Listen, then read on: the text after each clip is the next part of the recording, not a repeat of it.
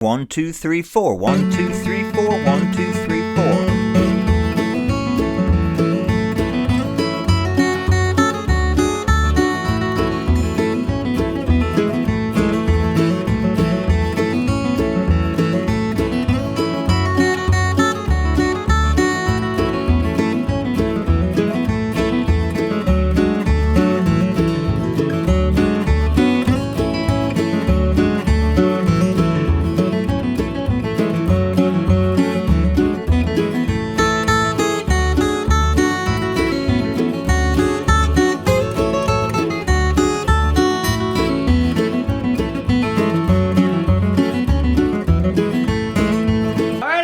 Guitar Land, Mike Henning here, coming to you today with the great old fiddle tune, Cherokee Shuffle in the key of A. We got our capos on the 2nd fret. We're thinking in the key of G, but it's going to sound like the key of A. Kind of worked up what I would call like an intermediate level arrangement. I think if you're like an advanced beginner, though, you could get this one. This song is really fun. It sounds great at a slower tempo, but it can also be played very fast at jams. In the solo section, we'll be talking about how to take out notes or add more pull-offs or hammer-ons if the song is faster. That's an easy way to, again, give your right hand a little break if the song is faster. If it's slower, you can add more picking back. We'll be talking about that. I'll break down the solo for the A part and the B part note for note, just like I just played at the beginning of the video. And then we'll do some backup, some runs you can do. A lot of classic bluegrass kind of runs and stuff you can do on these fiddle tunes. It's really fun. All right, enough talking. Let's start breaking down Cherokee Shuffle in the key of A. Here we go. All right, let's start breaking down this A part to Cherokee Shuffle. Let's play like the first 10 measures. That'll be like halfway through the A part so you get a sense of the melody, and then we'll start breaking it down. Here we go.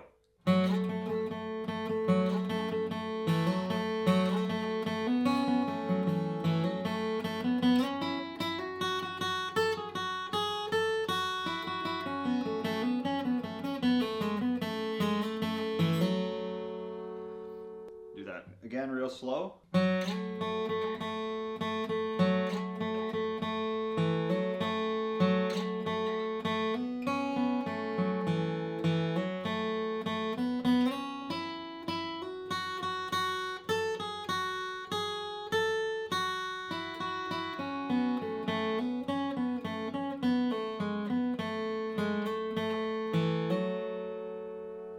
Okay, so remember we've got our capo on the 2nd fret. We're thinking in the key of G, but it's going to sound like the key of A. These fiddle tunes actually contain a lot of classic bluegrass language that you could use in more traditional bluegrass songs like 9-Pound Hammer or Rollin' My Sweet Baby's Arms. So that's why learning fiddle tunes can be really good, even if you're just trying to play bluegrass.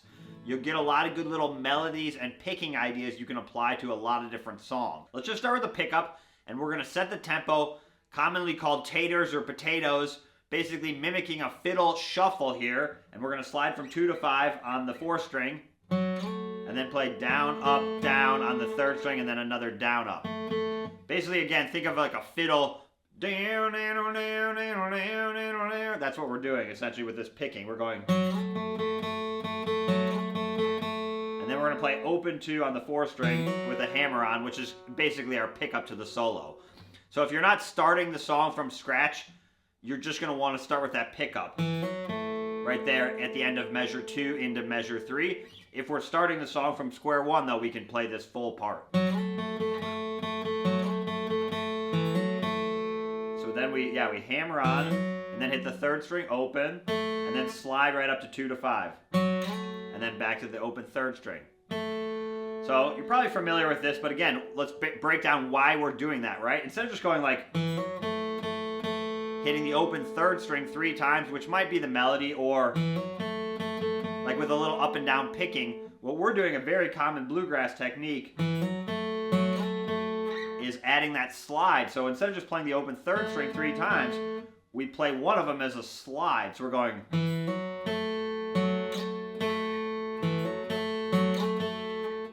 Mimics a fiddle or a vocal line, right, where you're sliding into the notes. It's just, again, it adds another level of expressiveness to your playing. And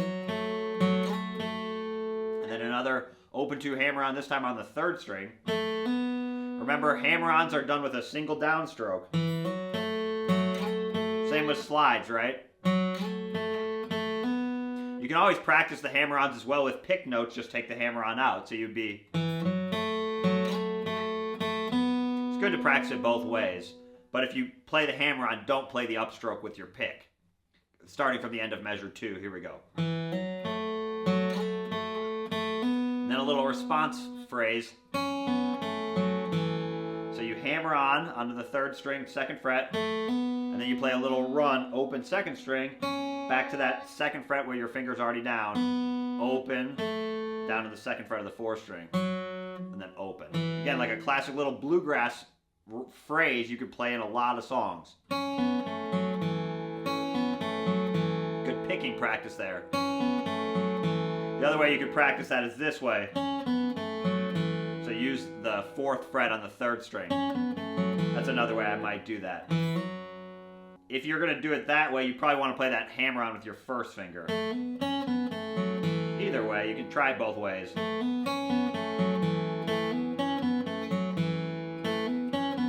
There's a couple different ways you could play that. You could also do it this way. Like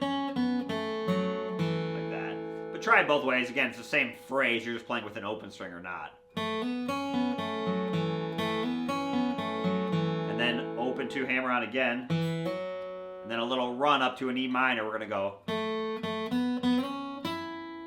So kind of setting up the next phrase. We go open on the 3rd string and then down, up, open 2. And then a quick 2-4 slide. And then put your 1st finger on the 3rd fret of the 2nd string. Basically sliding up into this, what would be a G shape relative to our capo. So again, we're going from this like G down here to this. And we're going. So slide quick on that 2-4 slide. And then right here we're going to do a 3-5 hammer on the 2nd string, which is going to be like an E minor. And then down up on the open E string. Same idea there where you were talking about just as the sliding, we're just hammering on. Again, going to where that note's the same on your lower string, hopefully. So instead of just being like, which again works, but that's just more of like a beginner or non-bluegrass way to play it. A more bluegrass approach would be this. And then we play the down ups on the open. And then a little run. So we're going 3-2 on the high string, and then open, 4 downstrokes, and then a little run. So we go.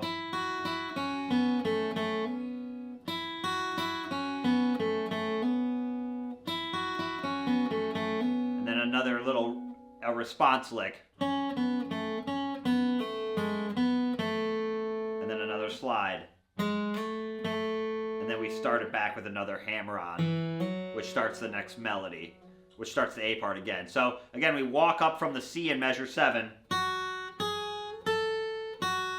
take your hand off there, and then move down to the 2nd string, play this run, and then a hammer on, and then pull off. So like I said, what I would do is practice them maybe at first without any of the hammer-ons and pull-offs, like measure 8 and 9.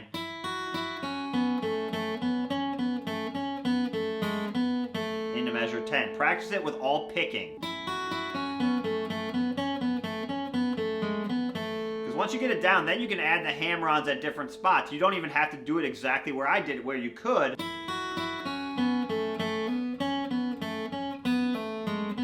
But another way you could do it would be this. Like I could do the pull off here,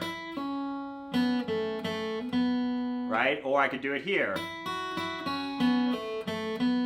If you get that idea down, then you can kind of, again, you can kind of make it your own. Same with measure 9. I could go, I could do the pull off there,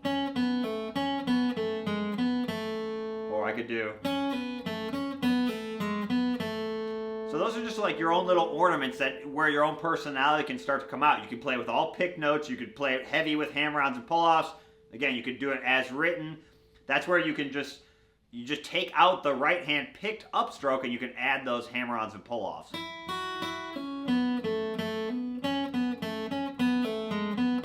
Maybe a general rule is if the song is slower, you might want to do more picked notes, Where if the song's faster, sometimes doing more hammer-ons and pull-offs it makes it easier because your right hand actually is not doing as much work there. So that's what you could practice. Okay, let's play those first 9 measures. Here we go.